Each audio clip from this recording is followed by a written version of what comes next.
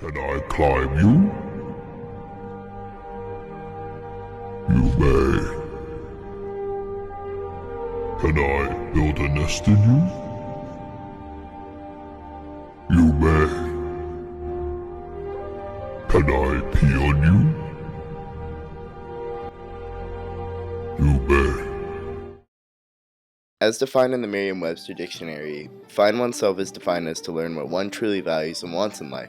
I feel as if finding oneself is a common journey in the human experience. Some people may not experience it, and some may experience it more than once. Finding who you are in life is genuinely fulfilling. I'm still young, and I hopefully still have some time to really figure out who I am. I think. Recently, my roommate and I moved to San Diego in pursuit of our career dreams. In the process of moving, I decided to binge watch Wizards of Waverly Place. If you live under a rock or were born before 1995 and don't know what Wizards of Waverly Place is, it's an American fantasy teen sitcom that ran on Disney Channel from October 12, 2007 to the finale being on January 6, 2012. The show officially ended on March 15, 2013 with the Alex vs. Alex TV movie shortly after the series finale. A total of 106 episodes were aired spanning 4 seasons along with an hour-long return episode, like I mentioned, and a TV movie which premiered in 2009, taking place between the second and third seasons. Funny enough, when my rewatch of the show concluded, I was overwhelmed with nostalgia, laughs, and some pretty good life lessons as well. I think each season of the show dives into different themes and lessons that can be learned, but the main lesson that I really got from the show is to truly find who you are, to find oneself, how to change for yourself.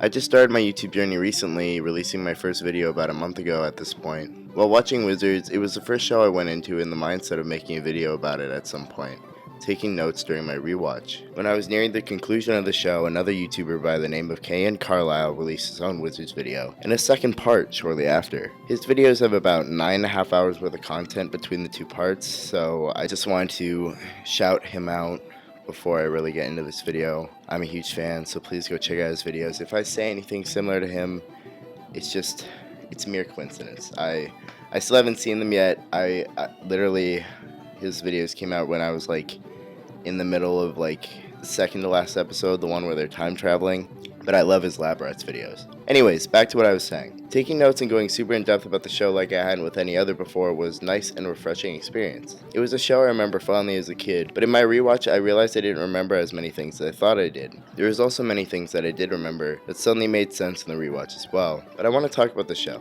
I feel like, in my own words, I want to talk about the show's message and the story it tells. I feel like this is one of Disney Channel's masterpieces, and we may never get a sitcom like it again. So, get comfortable, grab a snack, maybe a nice refreshing drink, and get ready to hear me ramble. I'm Drakey Berg, and this is Wizards of Waverly Place, how to change for yourself.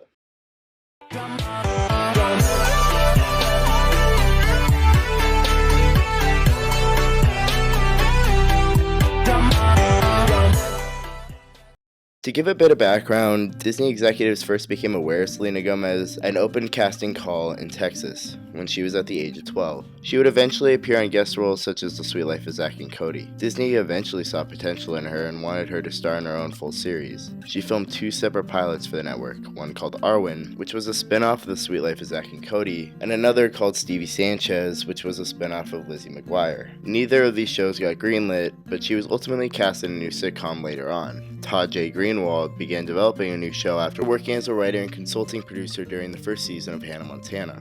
That show would become Wizards of Waverly Place, the new sitcom. Wizards was initially a pilot set in a magic store and featured only 2 siblings by the name of Jordan and Julia. The show was greenlit after this pilot, and Selena Gomez was attached to the series as early as February of 2007, which eventually would attach David Henry and Jake T. Austin as well. Initially, their characters were named Brooke, Sully, and Max O'Malley. It wasn't until March 2007 that the Disney Channel would officially announce Disney's Wizards as an upcoming comedy to premiere later in the fall. After a couple more name changes, they finally landed on the family surname of Russo and brought the children as a mixed race, being half Hispanic, half Italian, growing up in New York City. Selena Gomez would appear as a guest on Hannah Montana for cross-promotion of the new series, and Wizards would eventually be aired on the time slot after its peer series. As I mentioned earlier, Wizards of Waverly Place premiered on October 12, 2007, starting season 1, which would have a total of 21 episodes. At this point in time, I was 4 years old. Holy hell. The show premiered on the same night as the network's premiere of Twitches 2 and attracted about 5.9 million viewers. The first episode of the series is quite simple and is quite a good introduction to the characters of the series. We are introduced to the entire Russo family. Alex played by Selena Gomez, Justin played by David Henry, Max played by Jake T. Austin, Jerry played by David DeLuise, and Teresa played by Maria Canales Barea. They were also introduced to Alex's best friend Harper Finkel, played by Jennifer Stone. These 5 characters would round out the main cast of pretty much the entire show, including Harper. The premise of the first episode is quite simple. Alex wants to go to this crazy 10-minute sale, but her dad will not let her go because she has to attend wizard class. Yada yada yada. It leads to Alex getting angry and duplicating herself and leaves a clone at the class instead so she can go to this shopping spree. Unfortunately, when doing the spell for duplicating, she messed up and the clone couldn't speak. It only barked like a dog. Some shenanigans ensue, along with the appearance of Alex's rival Gigi, played by Skylar Samuels, and Jerry eventually finds out Alex pieced out on class, as always, and goes to find her. While gone, Max begins to mess with the clone, and chaos ensues at the store when Alex's body begins to react the same way Max is messing with it. Alex is caught after her parents watch her do this and gets grounded, but gets the jacket she wanted in the end after revealing Gigi's real name is Gertrude. That's it. It's quite simple, but as you watch season 1 of Wizards, that's kind of the vibe you get of each episode. The season is pretty episodic, other than when you reach the WizTech special, which I'll talk about here in a minute. Season 1 is quite nostalgic for me, and it's the episodes of the show that definitely reran on television the most often. I noticed throughout the first season of the show that the cast always seemed to break character, and you can look in the background and see subtle things, which I really enjoy about it. Jake T. Austin was really young at the beginning of the season too, and you can sometimes see him reading the lines under his breath when the scenes are being recorded. And if we're talking about Max, Max is the GOAT. When I started watching the show, I didn't really know what to expect humor-wise, and I didn't really remember, but Max is gold in pretty much every scene he's in. He pretty much steals any scene. It's great. I literally started making a comedic relief character tier list because of him, and I'm not even joking. He is that funny to me. But I think the overall humor in the show is great too, and the magic jokes are funny as well. As the season progresses, we learn more and more about the basis of the show. We learn that each wizard family is only allowed one wizard when reaching adulthood. The one wizard is decided by the wizard competition, which is inevitable for our series finale. Jerry is displayed as a very intelligent wizard, but gave up his powers so that he could marry Teresa, who is immortal. His powers were then given to his brother Kelbo, and without them decided to teach his children all that he knows. Justin is definitely the kiss-ass. He's also the hardest working in terms of studies, and tries to be the best wizard that he can. It becomes evident that Alex is lazy and doesn't care about the studies of magic as much as her brother. Max, on the other hand, is just absolutely clueless about anything happening ever, until about later in the series. Typically, the plot of each episode goes like this. The basis of the plot is revealed. Alex is thrown into a situation where she has to use magic. Things go unexpected for her. She has to ask Justin to help her out. Justin helps her out, and they both reconcile at the end. Not every episode is exactly like this, but almost every single episode is like this. Obviously, Jerry, Teresa, and Max have their own plot lines, but Justin and Alex are far and away the main characters of this show. Justin and Alex's relationship reminds me a lot of my sister and I, and that's why I feel like I related to it so much during this rewatch. Some other things I want to mention real quick is Lucy Hale shows up as Justin's girlfriend in like 2 episodes and then mysteriously disappears without any explanation. I wonder why. I mean, she probably got a role in another show, and was not gonna just be some background character on Wizards of Waverly Place, but also, magic is sort of known in the real world. I mean, I think the Russos, mainly Alex, get away with some bullshit like using her magic in public, and when she's caught, it's conveniently by another magical being. Usually, sometimes I think people see this shit and I feel like they would question it. I feel like I'd question it. I don't know. I love that when you cast a spell, it's pretty much a rhyme or some sort of pig Latin, I think. I want to also reference the weird lady that works a ton of jobs in the first season. She doesn't really appear in many of the other seasons except for a few references, so here I am shouting her out. She's played by Amanda Tepp. I think that's how you pronounce it. Tepp. T-E-P-E. Season 1 plays pretty normally until we reach the WizTech special, which spans over 2 full episodes. Wizard School is the first of a couple specials throughout the Wizard series. WizTech is a play on Hogwarts, the wizarding school in Harry Potter, if you didn't already know. The The plot to Wizard School is pretty simple. Justin is invited to Wizard School, and Alex is forced to join him after getting in trouble. Justin is shortly highly respected there for his discipline in wizardry. Alex, on the other hand, is regarded for being nonchalant about her skills. However, when a wicked professor decides to rob Justin of his abilities, Get them for myself, making me the most powerful wizard ever! Love, Mary Beth Evelini. Justin's gonna get his powers drained. Dun dun dun! This place is a freak show. it's Alex in the end that actually saves the day with her wizardry. I think this special in specific is a good example of displaying Alex's raw abilities and foreshadows who she might be able to become later in the series if she starts to understand who she really is more and more over time. As the first season concluded with the art museum episode, I reached that point in my rewatch, I paused and reflected in my notes. Season 1 of Wizards of Waverly Place is a great intro to the kid-friendly sitcom that I think adults can really enjoy too. I began to realize that the show is truly about family and the importance of relationships with one another in those families. Sometimes Jess can be very frustrated with Alex, but in the end he still helps her pretty much every single time. And the kids may not always do the right thing either, but Jerry and Teresa are always supportive and try their best to be the best parents they can be to their children. Jerry gave up his whole wizard life to be with the one he loved at the end. I think the dynamics between the characters is beautiful, even if they sometimes can be toxic and out of pocket. The dynamics of the characters obviously change over the length of the show, but season 1 is really a reflection of that. Alex also gradually begins to change over the season as well. Though subtle, she begins to be more self-aware of things and begins to try harder to be better for her family and friend. Though she's not really that good at it quite yet. But we have 3 more seasons to cover, so she's got plenty of time. The second season aired from September 12, 2008 to August 21, 2009. The season consists of 30 episodes, and both Justin and Alex have a new love interest in Dean Moriarty and Juliet Denhausen respectively. Juliet played by Bridget Medler and Dean played by Daniel Samoas. Zeke played by Dan Benson, who is now a porn star, I guess? What? Who also got a more prominent role in the series later on, becoming Justin's best friend, makes his first appearance in one episode during season 1, the 17th episode called Report Card, where he's referred to as Zach, and I was confused by that, until later when I looked it up on Reddit, user EJDXJD pointed out that his full name is Zachary Ezekiel Rosenblatt Beakerman, and he's just going by one of his middle names. I'm not 100% sure this is legit, but it sounds crazy enough to be real. Similar to how I talked about season 1, I'm going to briefly go over my main takeaways of the season and how it involves change for yourself. The second episode of the season has Justin dating a werewolf. Is that foreshadowing on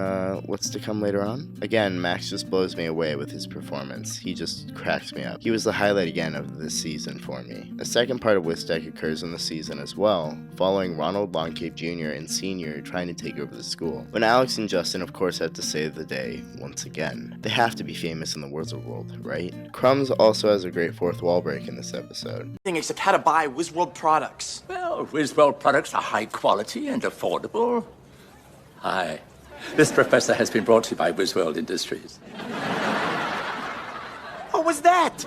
The main part about season 2 though is that Alex reveals that she has wizard powers to Harper, mainly due to the inconvenience of keeping the secret. They didn't make too much of a big deal of this, but it was significant throughout the plot that no one found out they were wizards. For whatever reason, I thought that this was a bigger deal within the show when I was a kid. I guess not. But something I noticed is that I remember Justin being a really smart kid as well, and you begin to realize that he's not as smart as you think. He's really book smart, but he has like no street smarts. Alex develops a good mix of both, and Max doesn't really have much of any until later in the show. But out of all honesty, pretty much every single character is out of pocket, as well as plenty of jokes within episodes. One that stood out to me was the fact that Alex was born in a taxi for one reason, that Jerry wasn't willing to have an ambulance come pick up his wife during labor. He wanted her to walk initially, even put her in a shopping cart, but they obviously grabbed a taxi. There are a few notable things this season that I personally want to point out, like the Leprechaun Grill, Future Harper, Hugh Normus, the Sweet Life on Deck crossover, the first vampire episode, the reveal of their aunt, and the arrival of Juliet at the end of the season. Overall, I enjoyed season 2. I think it's a slight improvement from season 1, now that we sort of have the status quo with these characters. And I genuinely enjoyed all the family dynamics throughout the show, and I think it's a great improvement from the first season in the second. The season ends with the 30th episode called Retest, which is nothing special other than Jerry and his siblings retake the wizard test to see if they can keep their powers. This is when their aunt is revealed. The competition between the siblings gets very competitive, and Alex, Justin, and Max see how competitive it is.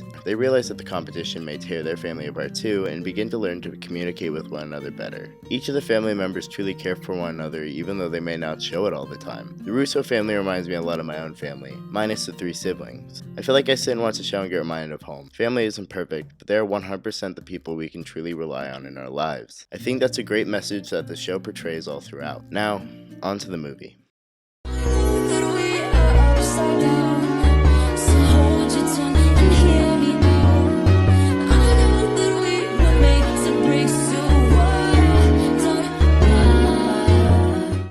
Wizards of Waverly Place, just like several other popular Disney Channel shows at the time, received the movie treatment. Wizards of Waverly Place the movie was released on August 28, 2009.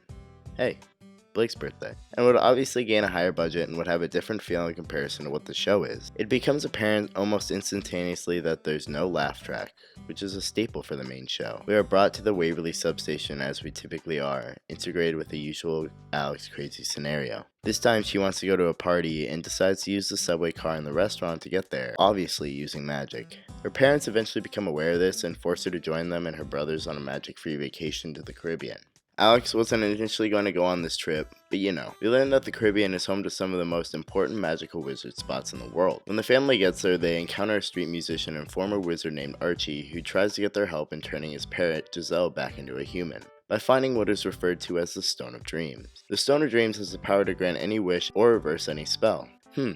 Sounds like that might be important. As the trip progresses, Alex is eventually caught using magic to get away from her family, and her mother confronts her, which leads to an argument that eventually results in Teresa grounding her for 2 months and taking away her magic privileges. In a fit of rage, Alex then wishes that her parents had never met. The small gold wand and spellbook that was in her possession at the time granted her wish and then resulted in an alternate reality where her parents do not meet. The kids try and get the spare back from Jerry, but he catches them. Since this is an alternate reality where he never meets Teresa, he still has all of his powers. He also has a different personality, seeming more carefree. They question Jerry on what would happen if parents cease to exist, and determine that they only have 48 hours to reverse the spell. Alex and Justin set off to find the Stone of Dreams, guided by Archie and his parrot, while Max stays in the resort to watch the parents. Max, being the youngest kid, starts to lose his memory and tries to act as quickly as possible to get his parents to stay with one another. Alex and Justin eventually succeed in finding the Stone of Dreams, but Giselle, the parrot, steals the stone. Teresa, Max, and Jerry meet up with them, and the kids tell Teresa and Jerry their story. Teresa does not believe them, believing she would not forget her own children. Jerry mentions that if one of the kids was a full wizard, they might be able to cast a spell to reverse it. Max finally loses all his memories, and suddenly sucked into a vortex of nothing. Shit, I remember that as a kid. I remember being like, no, Max, no, not the best character. Teresa remembers him at the last minute, realizing that they were telling the truth. Jerry transports Alex and Justin to an ancient battlefield to have a contest. He explained the contest rules, saying they will only be allowed to use spells involving the 4 classic elements: water, earth, air, and fire, and the winner will become the full wizard, while the loser will permanently lose their powers. Alex and Justin engage in what turns out to be a pretty intense battle, with Alex narrowly winning it. In a state of worry, Alex turns to Justin for help, but at this point, Justin has lost all his memories. Alex tells him that even though they pick on one another, she looks up to him and begs Justin not to leave her alone. Justin tells her he'd never leave her, even though he doesn't know her and believes her and wants to help, but he's also quickly sucked into nothing. Meanwhile, Teresa returns to the resort and notices Giselle in human form with the Stone of Dreams that she stole from Alex and Justin on her necklace. After Giselle admits to using him to get to the stone, Archie manages to get the stone back from her, and he uses it to turn her back into a parrot before giving it back to Teresa. Back at the battlefield, Alex becomes desperate, realizing Justin should have won, thinking he is a smarter and more skilled wizard. She tries to do a spell and begs Jerry for help, but he says it's too late. Just as Alex begins to become hopeless, Teresa appears with the stone, having used it to transport herself to the battlefield to help Alex. Jerry tells her she can wish for her brothers to reappear and still keep her full wizard powers if she used her one wish correctly. Alex wishes for everything to go back the way it was, but getting rid of her W in the competition, by the way. The alternate reality is erased as time rewinds just before the argument that preceded Alex making the wish that her parents did not meet. This time, and accepts her grounding. Alex apologizes for her attitude. She reunites with Justin and Max, who have full memories of their adventure, and they and their parents stroll once more. Overall, I enjoyed this film. For being a Disney Channel original movie, I thought the themes of family were very important, and I honestly felt a lot of remorse for Alex when things weren't going her way near the conclusion of the film. But when things weren't great, she learned from her mistakes, and I think that's a good note to end on and help us understand that the moments that we have with our family should be cherished, because they may be gone within an instant. Wow, sort of deep for a kids movie. They may not have even intended to go that deep, but who knows. Now on to season 3 and 4.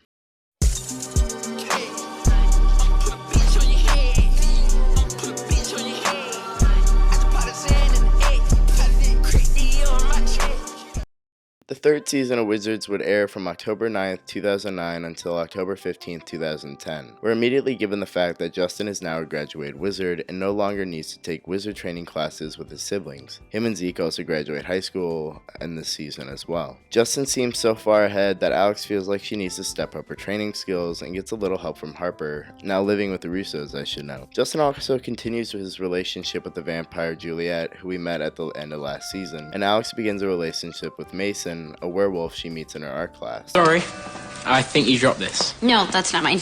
Yeah, I know. I needed an excuse to come and talk to you.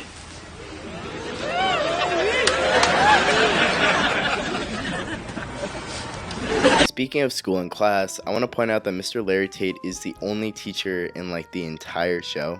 Like, this man teaches everything and is like the principal, the assistant principal, like what? Anyhow, since Justin concluded his wizard studies, it was time for him to go down a different path until the wizard competition. He decides to become a monster hunter. In doing so, he is now a monster hunter dating a monster. This becomes prominent and he has to hide her from his higher ups. Soon after all this, Max misinterprets something Justin asks him and accidentally releases every single monster out into New York City. What?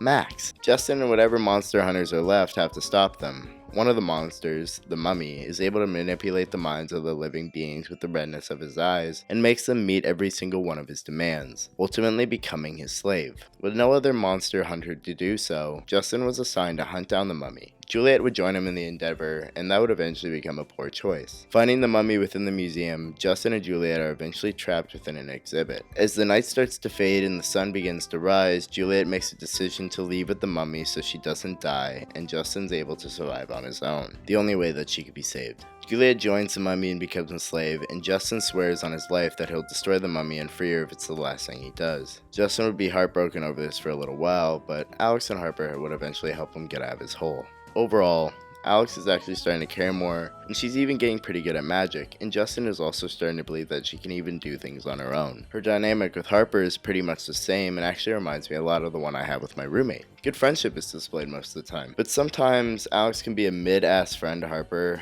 and that definitely becomes prominent after Harper moves in with the family. It takes some adjustment, and they begin to truly bond like they're an actual family. Eventually, Mason is tasked with finding Juliet via scent, and it leads Alex, Justin, Max, and himself all the way to Transylvania, where they find Juliet being held captive by the mummy. The gang defeats the mummy by not looking at its eyes, and they save Juliet. Upon noticing Mason, Juliet mentions that her and Mason used to date over 300 years ago. And then one of the most memorable lines from the show that I even remember as a kid, Mason shrieks, "I'll never stop loving you!" and Alex and his relationship pretty much hits thin ice instantaneously. This is one of the most memorable episodes for me. It's definitely one I remember watching as a kid. I didn't mention the name of the episode earlier, but it's Wizards vs. Werewolves, and it's like the 9th and 10th episode of the season. I mention them specifically because they play a huge role in the rest of the plot of the season 3. The ending of the episode is memorable too, as Mason confesses his love for Juliet, Alex dips out, and Justin immediately gets jealous. Juliet doesn't take this shit and explains that she loves Justin, not Mason. That's not all. Mason apologizes to Alex, and she decides to take him back. They go back to Transylvania in search of a magic necklace Alex was given by Mason earlier that glows if someone is in love with you truly, to see if he truly loves her. Juliet, Justin, and Max chase them down. Mason and Juliet get into a huge fight for whatever reason, and Mason scratches Juliet and she bites him. In the lore of Wizards of Waverly Place, this causes a werewolf to become a wolf forever, and a vampire to lose their powers and become their real age, which happens to both of them respectively. Damn. They both decide to leave Justin and Alex due to the situation. Justin expresses love for Juliet still, but she explains that she has to go and leave due to her old ass age. Mason just dips. That's it. The episode ends on somewhat of a somber note as Justin and Alex sit next to one another as Alex asks him if he promises her they can find more people, but Justin just replies with the fact that they're not normal people. Damn, again. This is one of the only episodes that I'm really going to go in depth with this season.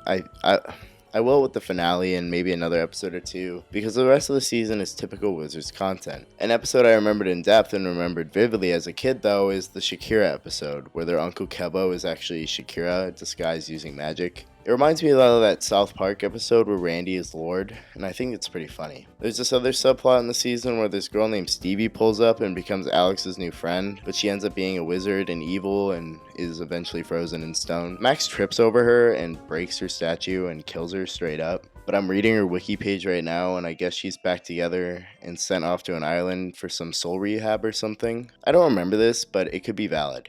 Honestly, there's a lot going on in this show. Stevie was also played by that one chick from Lemonade Mouth, Haley Kiyoko. I forgot to mention that as well. Anyways, Jerry becomes a giant bug, Harper's parents pull up, these hillbilly wizards pull up, and they're evil. They also have Mason, and the way to turn him back into a human is magical jug band instruments. They perform with the instruments, and he does change back, but not completely, and looks like a mix of human and wolf. Alex sort of becomes a petty bitch, and is unsure of her relationship with Mason because of how he looks now. Harper talks some sense into her, and she eventually apologizes to Mason, reigniting their relationship completely. Justin will eventually find the mouth harp, the missing instrument, and restore Mason's appearance back to normal when playing it. I should also mention that Zeke becomes more prominent in the show this season as well, even starting to date Harper and learn the fact that the family are wizards in the 12th episode of the season called Zeke Finds Out. And then we have all the main points of the season down, we reach the conclusion of the 3rd season. The government somehow finds out that the Russo family are made up of wizards and take them into custody to find out more. Max and Alex both refuse to say anything, but Justin folds into thinking that aliens are going to attack, and he reveals that the wizards have a lair in the substation.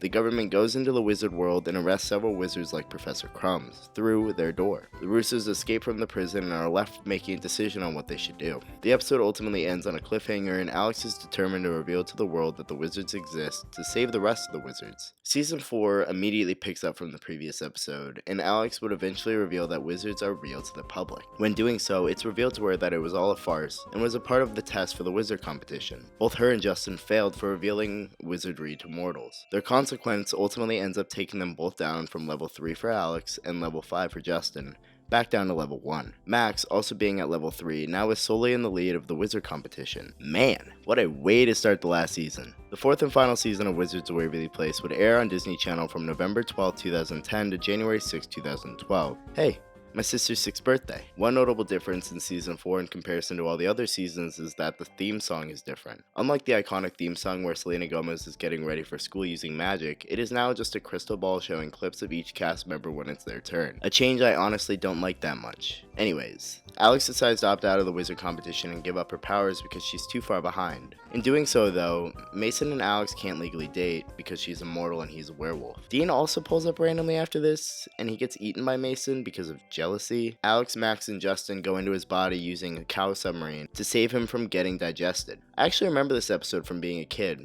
I don't remember the cow submarine episode where they go to the moon, but I remember this one. Shortly after this occurs, Max learns that he can move up the date of the wizard competition because he's solely in the lead, so he does so. After learning of this, Alex and Justin disguise themselves as Max in an attempt to change the date back themselves, but all three of them ultimately run into one another, all as Max, in front of the lady about to alter the date. When Max realizes that his sister and brother disguise themselves as him, he decides to change his mind and keep the date, after deciding to change it back for the sake of his sibling. Alex and Justin get angry, and both accidentally cast a spell that changes Max into a girl. Completely by accident. They attempt to change it back to no avail. Max then becomes a girl for several episodes. When this happened when I was a kid, I was very curious on why this happened for several episodes. The show is typically episodic, but here was Bailey Madison taking over my favorite character. Excuse me. Max then became Maxine, and it would be stuck in this form for several episodes. I honestly enjoyed these episodes, and I thought Maxine was a pretty good character. It was quite obvious that she was a bit different from Max, a little bit, but it sort of worked. I guess, I don't know. I'm not entirely sure how I feel about it. I looked it up, and I guess he was doing voice work for Rio, that animated movie about the blue macaws. Yep, looked it up. He played Fernando in this movie. When were these episodes then? Yep. Seems like it could add up. Seems like Jake T. Austin missed about 3 months of recording episodes, so that seems like enough time for Bailey Madison to take over for 7 episodes. Max is then turned back into a boy in the episode Back to Max. But before we get to that point, in the episodes he's still a girl, Justin actually gets a new girlfriend from the class he's teaching. It's a girl named Rosie. It's eventually revealed that Rosie is an angel and invites Justin, Alex, and Harper to this angel club hidden within the H on the Hollywood sign.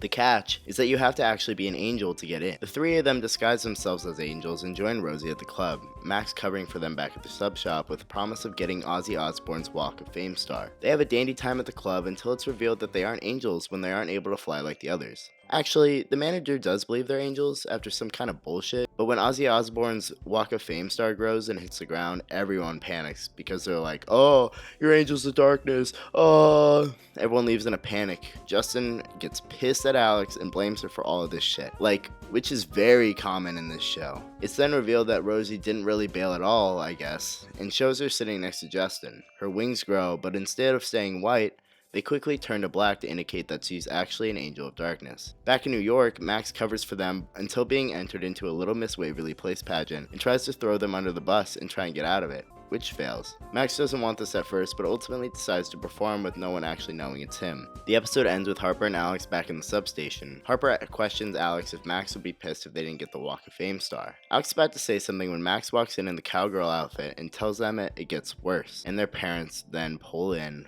holding a trophy, telling them that Max is going to regionals, and the episode ends gold. The next 2 episodes are really important for the season as well. The Wizards vs. Angels special continues on the fact that Rosie is an angel of darkness. Her evil aura begins to make Justin evil, and Alex eventually finds this out. Justin succumbs to this and ultimately joins the dark side, both of them now working for Rosie's boss and presumed angel of darkness leader, Gorog. Alex tries to convince Justin not to, but she can't. China and McClane shows up playing another angel by the name of Tina, one of Rosie's old students, and helps Alex find Justin, Rosie, Gorog, and the rest of Angels of Darkness. Run. No, I don't run. The thing that's giving the Angel of Darkness so much leeway is the fact that they have this thing called the moral compass. Just as the name implies, pretty much directs everyone's moral compass. And they want to make everyone act evil. Tina and Alex pull up to stop them. Alex tries to make the moral compass turn good, but Justin stops her. But then he changes and allows Tina and Alex to quickly take it and run. Rosie and Justin then kiss, and Rosie turns back into a good angel indicated by the white wings, and Justin loses his dark wings. They both return to the lair, with Justin breaking up with her, telling her that she needs to return to her life of being a guardian angel. The episode ends with Alex and Tina returning to the angel lair and giving the moral compass back. Tina is given her wings to become an official angel by Rosie. Tina questions if she can watch over Alex as Alex bails immediately. She returns and sees Justin in the lair. He gives her back her wand as she lost it on the rooftop in the battle against Gorog. She thanks him and hugs him, and questions why they always end up in scenarios like this. Justin explains it's because they're wizards. There's also an end scene of this episode that I remembered, of talking fruits telling bad knock-knock jokes, and Jerry just starts to blender them, if I remember right. The fruits were these girls having a sleepover with Max, right? Were they dead? Anyways, the Angels vs. Wizards episodes were some of the ones I remember the most as a kid, and I think it's some of the last episodes I actually watched of the series. I don't remember if I turned into the finale or not, but you know. I also just realized I never explained how Max turned back into Maxine. It happened during a performance of Home on the Range that he was doing, and it happens because Crumbs shows up. Alex and Justin don't want him to know that Max is now a girl, trick him into giving a potion on how to reverse the spell by turning him young, and they use the potion on Max. It's pretty simple. Max rats out Alex and Justin to Crumbs, which he responds calmly by saying he turned into a little boy as well, but they reverse the spell, which made them splendid. Classic Crumbs. Alex soon wins the Wizard of the Year after she beats the Angels of Darkness. She's brought up a few levels in the Wizard competition, so now it's mainly her and Max competing to be the family wizard. Alex and Harper graduate high school, but her parents continue to be out of pocket towards her. Justin finally gets back into the Wizard competition. Max is still the best character, and Alex and Harper move into a wizard apartment, beginning the 4-part special called Wizards of Apartment 13B, which would last for 4 episodes. This is where the series starts to near its end. Mason pulls up, also living in the apartment previously broken up with, by the way, and continues to try and win Alex back. Some of Justin's students that he was teaching during his post-Wizard graduate arc are now living there. Things seem to be going good at first, but Gorog eventually pulls back up. Felix, one of Justin's old students, is in possession of the most powerful wand in the wizard world. Gorog and other Angel of Darkness come back and steal the wand and takes over the entire floor. And then Juliet pulls up. This episode is actually quite significant, because Crumbs explains to the Russo siblings that the three of them can use their powers together to defeat Gorog and the dark side forever. The three of them eventually combine their powers and defeat Gorog, also ending the Wizard of Apartment 13B special.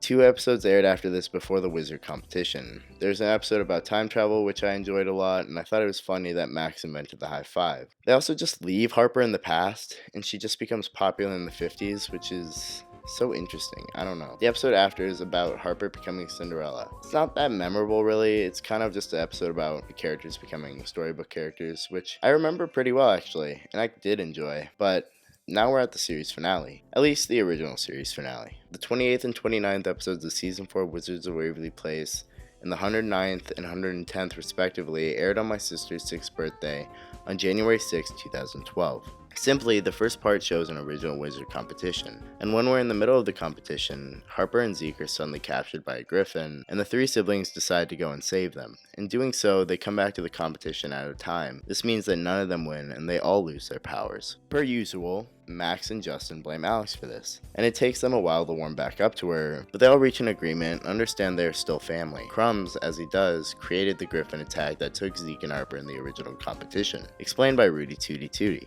It was a part of the test, and brings them back to the final wizard competition to finally determine who the family wizard is after realizing they can all be loving and caring for one another even after deciding the family wizard. They go through some trials and competition, finally ending with a massive labyrinth and the first out of the maze becoming the family wizard. Justin originally makes it out first, but he can't accept it because Alex actually deserved it. She would have won, but she ultimately helped him out before the end. Alex in the end ends up winning the family competition and is declared the family wizard. Crumbs, proud of Justin's decision and intelligence, gives Justin his headmaster role of WizTech. This gives Justin his powers back. I remember this as a kid. I don't remember watching the full episode, but I remember this part because I don't like the fact that they both got their own powers and Max doesn't. And they spent like the entire show explaining that only one of them would get to keep it, and now 2 out of the 3 of them get to keep it. I don't know. I think it's kind of unfair. I think it would have been great if they ended up giving Max the family wizard or whatever. I wish Max was the family wizard. That's pretty much what I'm saying. Jerry does give Max a sub shot, but I don't know. It was pretty obvious from the start that Alex was going to win, being that she's the main character. Alex points out that the family is happy and the series concludes. Well, that is until a little over a year later.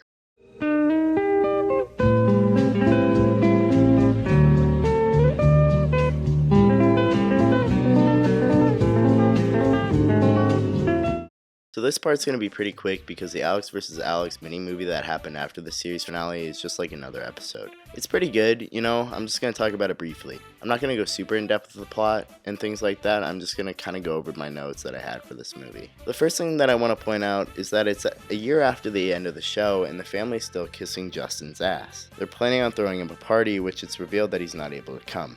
Yes, David Henry is not in this. Everybody's a bit older and there's still a laugh track, and it's pretty much all the cast except for Bridget Medler and David Henry like I mentioned. Basically, this new guy named Dominic pulls up in the middle of Alex going through some shit with her parents. Alex is always sick of being corrected by her family, and this leads her to split herself in half, putting her evil self in a mirror. Dominic takes advantage and shatters evil Alex out of the mirror, creating 2 Alexes. I think that this is funny that this is pretty much the plot of the first episode of the series. I mean, the clones or copies or whatever. One of them was just a dummy while the other's evil, so I don't know. I think it's cool that the series starts with clones and ends with clones. The Russos visit Italy to find lost relatives and are taken by Dominic and evil Alex while doing so. Alex is alone and feels like she can't grow, and Justin deserves to be the family wizard. But what I really do like about this last episode though is that the message of you are who you are is prominent. Alex realizes that she won her competition for a reason and begins to fight back. Alex is then confronted by evil Alex and fights her, with Mason facing off against Dominic. Dominic then tosses a charm bracelet with Alex's family members and Harper within off the side of the tower. Good Alex saves them pretty quick. Mason then pushes Dominic off the side of the tower himself when he begins to flirt with Good Alex. Evil Alex reappears and Good Alex quickly uses a spell that takes her own powers away, erasing Bad Alex and combines to create Alex once again. These magic crystal figures they never really reference in the show also dictate crystal law or something, decide to show up, and decide because of Alex's nobility in taking her own powers away, her sentence of pretty much all this distraction she caused, the punishment she'd face would be lifted. The crystals acknowledge her as a mature and appreciative wizard. The entire series ends with the family going back to New York, and Harper and Alex decide to hang in Italy for a little while longer. I think it's a chill ending for the series, and I kinda like it. I don't think they needed to make the episode, but I'm glad they did. It would have been nice having David Henry there, but you know, you can't control everything. I'm surprised Selena Gomez even came back, honestly, but it was a massive show. Anyways, overall, I like the Alex vs. Alex TV movie, but now it's time to reflect on all of it.